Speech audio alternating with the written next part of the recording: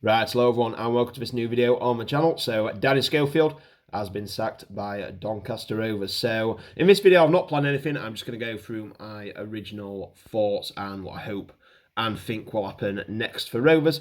So it's about 4 hours after the news has been announced. I heard this while I was at work. I'm now back from work, so I want to get this out as soon as possible. So the Warsaw video was meant to be out today. However, I'm pushing that back to tomorrow so I can get this out as soon as possible because it is a developing situation and I want to get it out there as soon as I can and give my thoughts, what I think will happen and what I want to happen. So yeah, it's finally happened. After the 2-1 defeat at Warsaw, I was there and it were an awful atmosphere, a lot of tension, a lot of bad feelings towards Schofield, which, like I say, results-wise, you can't really blame him, but you kind of sensed in the air that like something really needed to change after that game. Like going into a new season, like fans wanted change, 90% of the people wanted change, and now we're going to get the change. So yeah, it's going to be an interesting summer. It's a huge summer, one of the biggest summers in this club's history, or at least recent history, because whoever's coming in has got a massive job, and it's going to be interesting on the conditions that he's going to come in on as well. So Schofield lasted 6.5 months in charge. Like I say, he's had a lot of bad luck with injuries, and like I say, he's not really had his own squad to go off. It's kind of McSheffrey's and Wellens' squad as well, but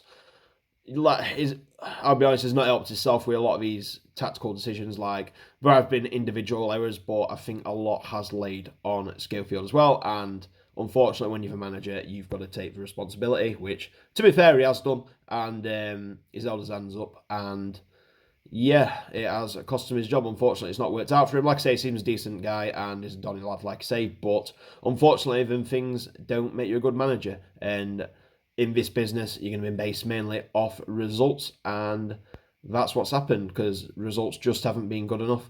Like I say, since when he came in, we've finished second bottom if it were just going off when he came in. So that shows you how poor it's been. So in my personal opinion, I think it is the right time for Schofield to go. Unfortunately, I never felt like he was the right man for the job in the first place.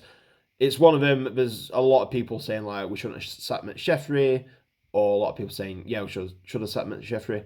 My personal opinion, I think the time was right to sack McSheffrey. I think it lost pretty much everyone, and we needed a change. Like I say, I just think the recruitment were bad for the manager. I don't think it should have been Schofield. Like I say, he's only managed 9 games before. That doesn't mean anything. I mean, like Vincent Kompany's not had a lot of experience, and look at him. But I just thought in League Two, you need someone who's been there, done that. They've got bags of experience, and they've been in that place where you need to get him out of that league before. Personally, out with someone like Nigel Atkins, I thought he'd have been a really good choice. Like I say, he's quite local as well, so it'd have made things a lot easier, and his physio, so it'd have helped with with our injury crisis. But yeah, anyway, I'd have liked someone who were a lot more experienced than Schofield. But it's like I say, I'll support anyone who comes in, and I wanted to give him time, but unfortunately, I think it was time to go.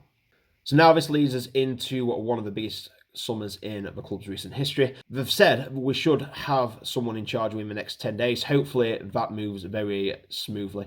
And it's sounding like, and I would like this very much, it's going to be Grant McCann. That would be fantastic. I know obviously he left kind of a salty taste in a lot of fans' mouth by going to Hull after getting us to the playoffs. But under McCann, like I say, he's got the names, he's got I know he's not been a manager for that long, but he has got more experience than Schofield. He's got promotions, obviously, with Hull.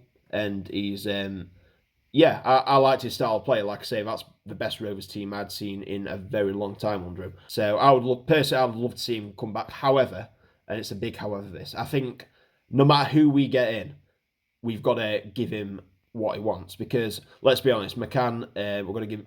That's the reason why I've gone for Schofield a lot of times, to be fair, and McSheffrey, because he was a cheap option to bring in. Is McCann going to be cheap to bring in, or is he going to want certain things because he was managing the Championship not long ago?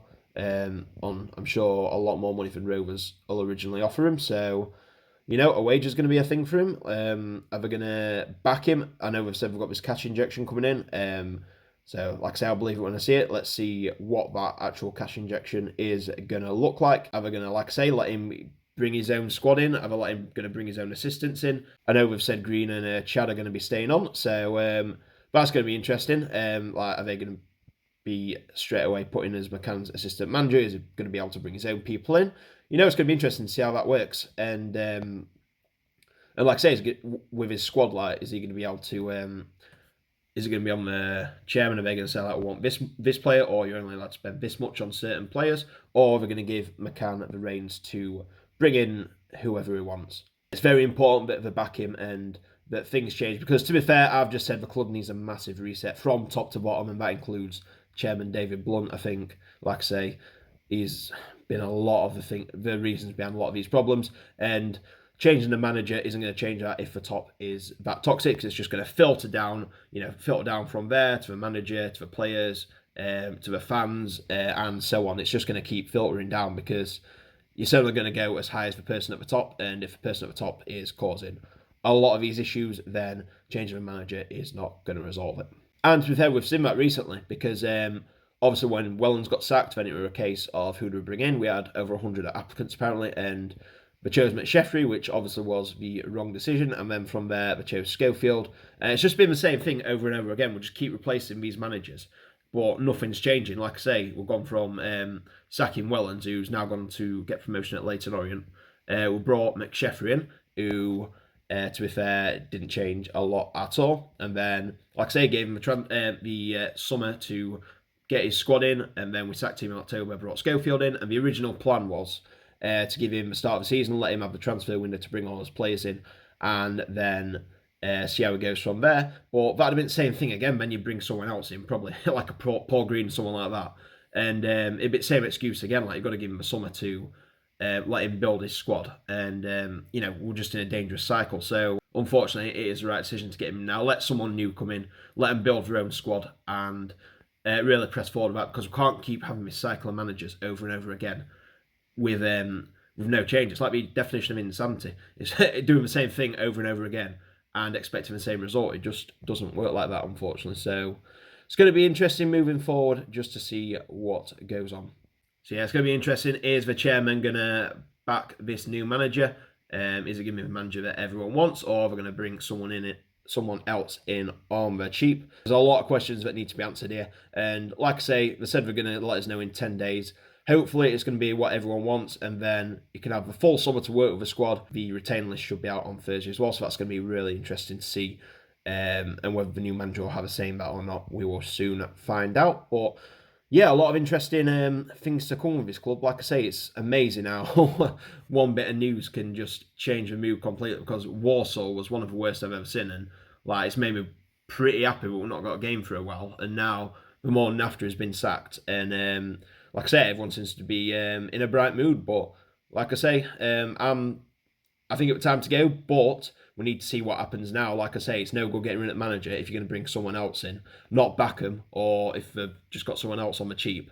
And then, yeah, we're just doing the same cycle over and over again, because like I say, this is huge. If we get it right, like I say, we could have an excellent season next year, which hopefully could lead in promotion, or at least a better year than we've had this year. And if not, it could easily be a lot worse, which could see us fall out of the Football League, which no one wants. But like I say, hopefully we'll make the right decisions over the summer, and then everything can go on the upwards.